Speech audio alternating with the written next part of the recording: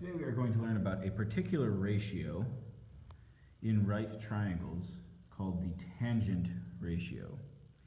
This will be very important in later mathematics and also in a variety of real-world usages. But we're going to learn a few terms first so that we can understand what the tangent ratio is. Now, tangent is a term that's used in trigonometry, which is much higher math than we're at right now, but don't be scared of it. It's very simple and comes very easily from what you guys already know. So the first thing I wanted to show you is that, so first I've constructed two similar triangles here, where angle A equals angle D, angle C equals angle F. Obviously they're both right, which means that by the AA theorem, we have two similar triangles, right? So the new terms are very simple. One of them is opposite side. So we're talking about angle A. Okay. Angle A has the side opposite it is this one.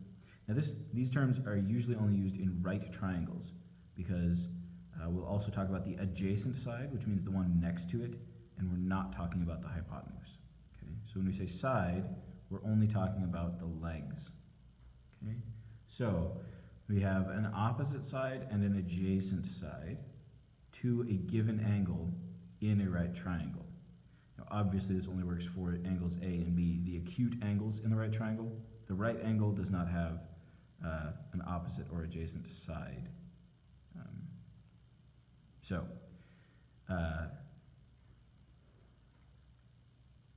opposite, adjacent, I think that's it. Yeah, so let's look at what we can figure out from the fact that we know these are similar. Well, we know that similar triangles, the sides are proportional. So let's say BC over EF is the same as AC over DF, right? All right, so BC over EF equals AC over DF. Okay, so we know that. Well, what we can do is multiply both sides by EF, so times EF.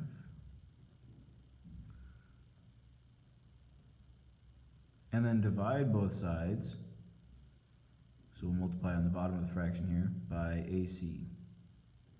Right? So this is, since we're doing the same thing to both sides, we're allowed to do that. We're keeping the teeter-totter balanced, so that's fine. And what that does is these ACs cancel, these EFs cancel, and we find out that BC over AC equals EF over DF. So this works particularly well in right triangles because we already know one angle, right? And so we only need one other angle to prove the triangles are similar. Because either of these angles, if we know them, we can tell the triangles are going to be similar as long as these angles are the same. But what this tells us is that all we need to know is this angle right here, and we can know the ratio of the opposite side divided by the adjacent side. Okay? So, BC over AC, right, is going to be the same as EF over DF, and it's going to be the same as any triangle, any right triangle that has this angle the same.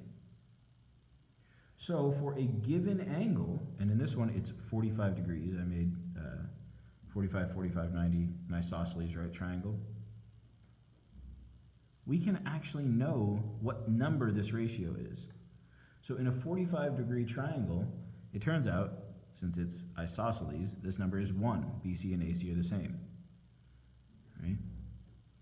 So the ratio of this side over this side is 1.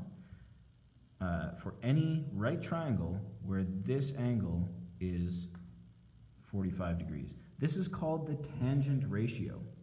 Okay? And if you look in your book on page 405, 405. We have a chart of the tangent ratios by 5-degree increments. Those are obviously rounded off. Lots of them aren't actual, they don't all end at 3 decimal points. But these are the tangent ratios. So for 45 degrees, it's 1, right? I'm just going to sketch a triangle here, though. And we're going to say this is a 30, 60, 90 triangle. Okay. So this is 30. If that's 30, we can also tell, without knowing anything else about this triangle, except that this is a right angle, right, and that this is 30 degrees, I can tell you what this side, so if we label it A, B, C, knowing nothing but these two angles, I can tell you what BC divided by AC is, right, and that is 0.577. Okay. So AC divided by BC. And remember our lengths here. Our 30, 60, 90 triangle, we had 1, 2, and then what's this one? Square root of, remember? So 4 minus 1, 3. Right? So 1 divided by the square root of 3 is this, it turns out. Right. So we can tell this for any angle because we know that all triangles that have a 30-degree angle here are going to be similar. They're all going to have these ratios of numbers around the sides, and we can tell that for any angle. Fancy calculators will actually have a button you can push, and it'll tell you for any angle. You could have the angle be, 46.5 degrees, and it'll tell you what the ratio is. For now, we're just going to stick with increments of 5, and you have your little chart there you can use on page 405. So, the example they give there in the book is that if we have a triangle whose height over here is 14 feet,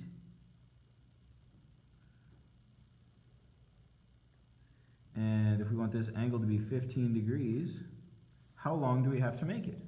So if you wanted to make a ramp that went up 14 feet, right, but you only wanted the ramp to be a steepness of 15 degrees, how long would it have to be?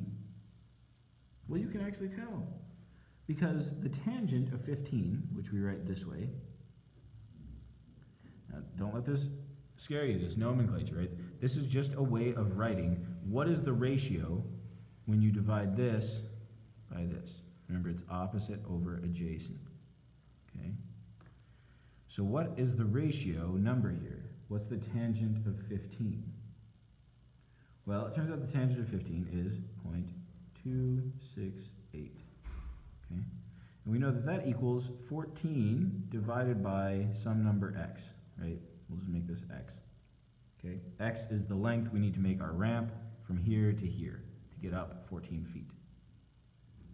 So 0.268 equals 14 over x, which means that 0.268 times x equals 14.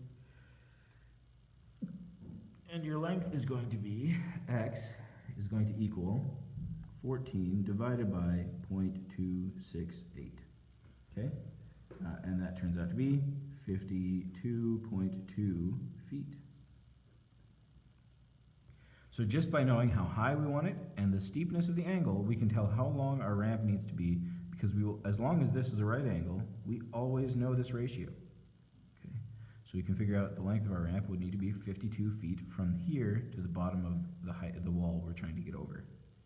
In this case, it's a train. There's really kind of a cool story on page 404 about an invention trying to allow trains to pass each other by driving over top of each other.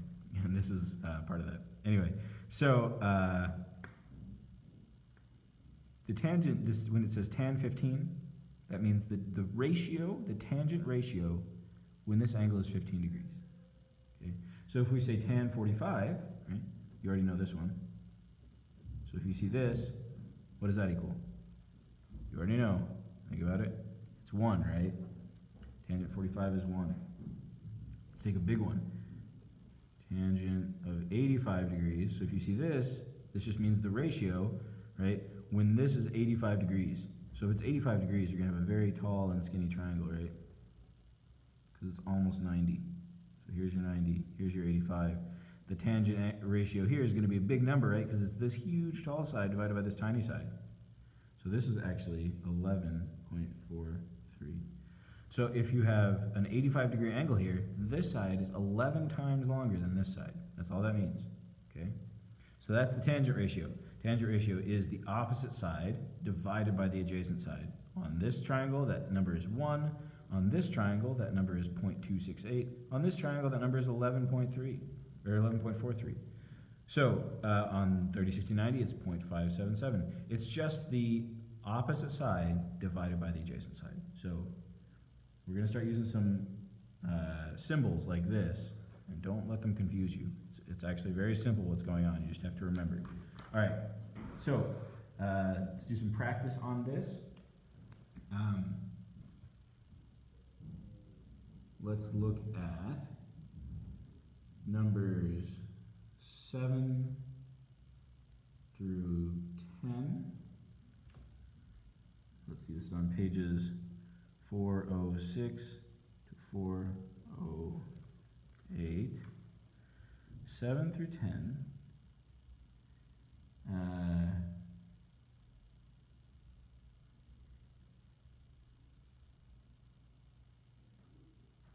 Oh, that looks fun. We should do the inverse. 21 through 28. Okay.